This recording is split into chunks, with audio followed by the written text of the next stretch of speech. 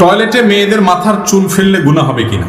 টয়লেটে মেয়েদের কেন, ছেলেরাও যদি নিজেদের চুল ফেলে, বিশেষ করে কমোডে, আপনার প্যানে, যেখানে ফেললে নাপাকের মধ্যে মানুষের চুল মিশবে, তো সেটা অনুচিত, অনুত্তম এবং ছোট গুনাহের কারণ আল্লাহ কোরআনে বলেছেন, ওয়ালাকাদ কাররামনা বানি আদম, আমি আদম সন্তানকে সম্মান দিয়েছি, মর্যাদা দিয়েছি। আদম সন্তানের শরীরের প্রত্যেকটি অঙ্গ আল্লাহর কাছে মর্যাদাপূর্ণ।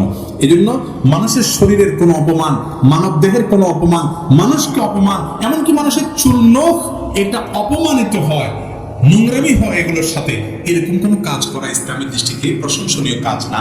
আপনার চুল নখ অতিরিক্ত থাকলে সেগুলাকে হয় কোনো মাটির নিচে দাপন করবেন, আর না হলে কোনো মাটিতে ফেলবেন, যাতে করে সেটা ময়লা, নোংরা, পায়খানা, মলমূত্রের সাথে মিশে গিয়ে না যায়। হ্যাঁ, আপনার অজান্তে গোসলের সময় এক দুটা চুল চলে গেছে, কত কিছু ঝরে গেছে, হয়তো কোনো পশম ঝরে গেছে, সেটা তো আর আপনার নিয়ন্ত্রণে নাই, ওইটার জন্য পেরেশানি নাই। কিন্তু ইচ্ছাকৃতভাবে চুল কেটে নোংরা বা ময়লা জায়গা ফেলবেন না, নখ কেটে ময়লা জায়গা ফেলবেন না।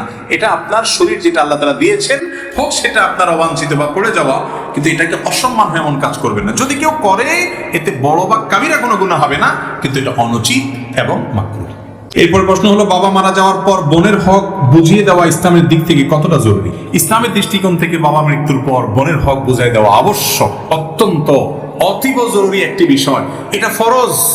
5 ওয়াক্ত নামাজ পড়া যেরকম ফরজ, রোজা রাখা যেরকম ফরজ, হজ করা যেরকম ফরজ, যাকাত দেওয়া যেরকম ফরজ, বাবা মারা গেছেন, মা মারা গেছেন, বাবা বা মায়ের যে সম্পত্তি আছে, ভাই হিসেবে বোন যারা আছেন, কোরআন হাদিসের বর্ণনা অনুযায়ী তাদের যতটুকু হক আছে, জেনে জেনে তাদেরকে এটা বুঝাই দেওয়াটা ওই রকম। এরপর প্রশ্ন হলো, মুর্দাকে কবরে কিভাবে রাখা সুন্নাত? এক একজন এক এক কথা বলেন, গুরুত্বপূর্ণ একটা প্রশ্ন।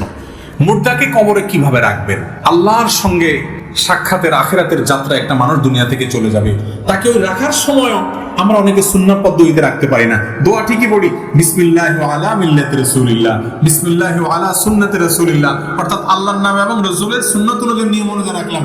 আসল নিয়ম হচ্ছে উল্টা। কয়েকটা পদ্ধতি আছে ভাই, 3টা পদ্ধতি আছে। এর ভিতরে একটা আছে একেবারে পরিষ্কার ভুল, 2টা আছে সঠিক। এর মধ্যে একটা হলো সর্বোত্তম এবং সুন্নাত। সেটা কোনটা? সেটা হলো কবর খনন করার পর, গর্ত করে খনন করলে মুর্দার জন্য মাপ অনুযায়ী পশ্চিম পাশের যে কবরের আপনার অংশটা মাটির, ওইটা নিচ দিয়ে একটা সুড়ঙ্গ করবেন। সুড়ঙ্গ, এই সুড়ঙ্গটাকে সুন্দর করে এমন ভাবে করবেন যে সুড়ঙ্গের ভিতরে গোটা লাশটা ঢুকাই দেওয়া যায়। কথা কি বুঝতে পারছি? কবরের পশ্চিম পাশের যে মাটির অংশটা, এইটা নিচ দিয়ে একদম সুন্দর করে সুড়ঙ্গা করে লাশটাকে পুরো সুড়ঙ্গের ভিতরে দিয়ে দিবেন। সুড়ঙ্গের ভিতরে লাশটা দিয়ে এরপরে বাঁশ, অন্যান্য চাটা ইত্যাদি দিয়ে মাটি দিবেন। এটা হলো সুন্নাহ সম্মত। কথা কি বুঝতে পারছি? সবচেয়ে উত্তম এটাই করবেন। এটা যদি করা না যায়, বৃষ্টির কারণে মাটি ভেঙে পড়বে, সুড়ঙ্গ করা যাচ্ছে না, করলেই ভেঙে পড়ে, কোনোভাবে টিকে না, এরকম যদি হয়, তাহলে সেক্ষেত্রে কবরের মাঝখানে একটু গভীর করে আরেকটা গর্ত করবেন। সেই গর্তের ভিতরে লাশ রাখবেন।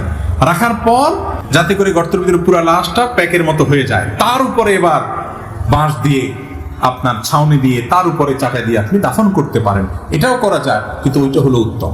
3 নম্বর আরেকটা পদ্ধতি হলো, অনেকে দেখবেন কবরের এমনি পশ্চিম পাশে একটু ঠেলে থুয়ে বা পূব দিকে একটু ঠেলে থুয়ে আপনার ওইটার সাথে কোন রকম লাশে একটু কাজ করে থুয়ে বা চিৎ করে থুয়ে ওইটার উপরে বাঁশ দিয়ে দাফন করে দেয়। এটা হলো সুন্নাতের খেলাফ।